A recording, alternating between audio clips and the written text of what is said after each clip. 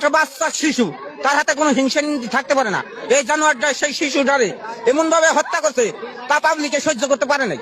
এই কারণে তারে একবারে বিদায় করে দেওয়া হলো।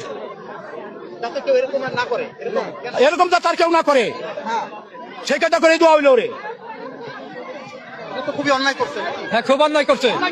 অন্যায় করতে তো সাদা পাইলো, যে অন্যায় করছে এই অন্যায় সে সাদা বলে যাতে করে যাবে মারা ধরা হইলো, যাতে এরকম যাতে কেউ না করে ওর দেয়া সবাই যাতে হেদায়ত হয়ে যায়।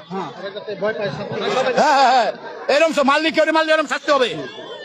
দর্শক, বলছিলাম এই চর নসিপুরের যে ঘটনা, চর নসিপুরে ক্লাস 1-এ পড়ে ছোট্ট একটি শিশু, সেই শিশুটি গতকাল বিকাল থেকে নিখোঁজ হয় এবং নিখোঁজ হওয়ার পর থেকেই প্রতিবেশী হায়দারের বাড়িতে তার লাশ আজকে সন্ধ্যায় এসে পুলিশ খুঁজে পায় বা উদ্ধার করে, লাশ উদ্ধার করে। কিন্তু এই খবর পেয়ে শত শত মানুষ, গ্রামের শত শত মানুষ তারা কিন্তু এখানে ছুটে এসেছে এবং এই দৃশ্য দেখে তারা সহ্য করতে পারেনি।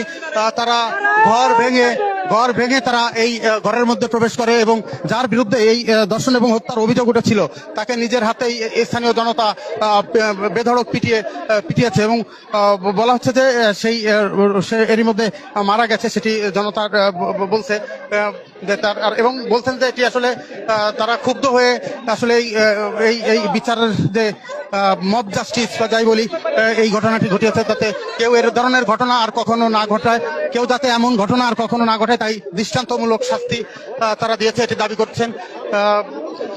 কিছু সময় আগেই কিন্তু এখানে পুলিশ চেষ্টা করেছে অনেক তাকে রক্ষা করবার, কিন্তু পারেনি। পুলিশের ব্যারিকেড ভেঙেই কিন্তু স্থানীয় জনতা শেষ পর্যন্ত এই